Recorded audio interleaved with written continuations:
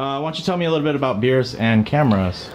Beers and cameras. What can I say? So Beers and Cameras is a basic community building meetup group that we run. And started 2 years ago. Me and a buddy, we met over Craigslist. Actually, I bought a lens off of him. And we started meeting up at coffee shops and whatever. And then I moved to a brewery-centric part of San Diego called North Park. And so our meetups kind of migrated to like a brewery. And we started inviting some friends. We had like 4 or 5 people that would come out.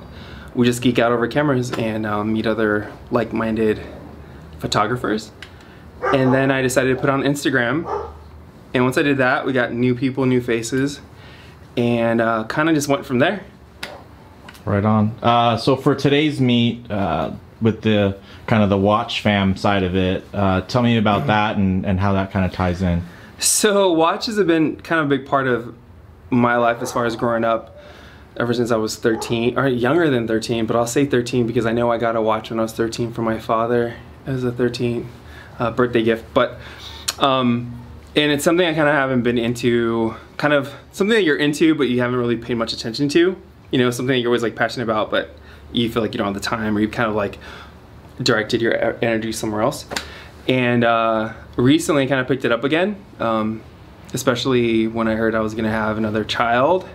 I was like, what better way to kind of document his birth than with like a watch, which got me kind of like a snowball effect into looking at watches and different brands and whatnot.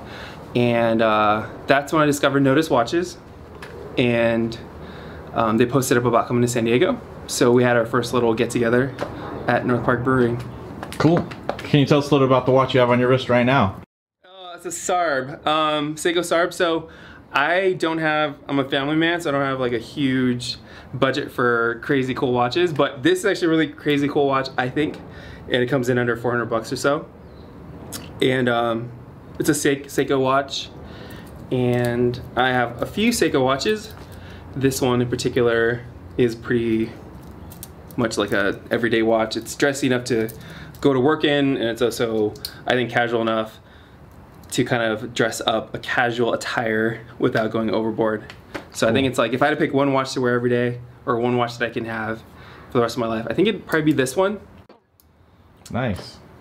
So before you made that purchase, what were some of your considerations that were kind of like what you were looking for, like as far as what was going to hit those tickets for you, those dockets when you're thinking about a big purchase like that? Right, so this one, I mean, I was lucky to get this one off eBay at a really good deal, but this one checked off a lot of boxes because of the movement. It's a Seiko movement. It's a 6R15, I believe, and it's a sapphire crystal. It's a smaller size, so it's not really like gaudy on the wrist. I have a 7 1/4 wrist, so I can pretty much wear any watch I want, I would say. But I think this watch is classic. I don't think it go out of style. Matches with whatever I want, and it kind of, that's what I was looking for. So when I saw this watch on eBay at the right price, I pretty much had to jump on it. What I think won it over for me was the fact that it's a sapphire crystal, a really nice 50-hour movement, and made by Seiko, and they make really good watches for a good price. Cool. So for anybody who's local to San Diego, what would be kind of your sales pitch to coming out and having a good time, and not only following but becoming a part of the Beers and Camera movement? So my pitch would be, geez, that's a good question. My pitch, if you're a camera geek, you should come. If you're into meeting other people that are into the passion or into photography or into film photography, you should definitely come out. Pretty much everybody shoots film as well as digital at the meetups, and if they don't shoot film initially, within the first month or two, they'll pick up a film camera and start shooting film.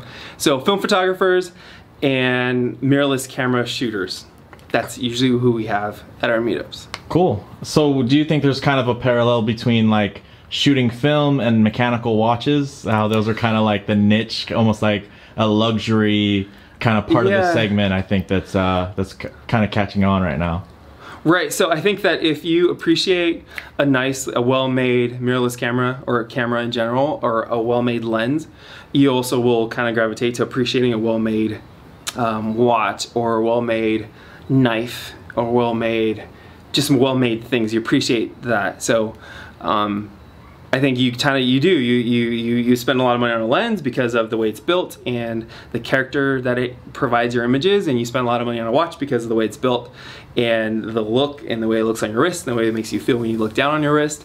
So I think it's a very personal choice what watch you pick, and I think it's a very personal choice what camera you pick.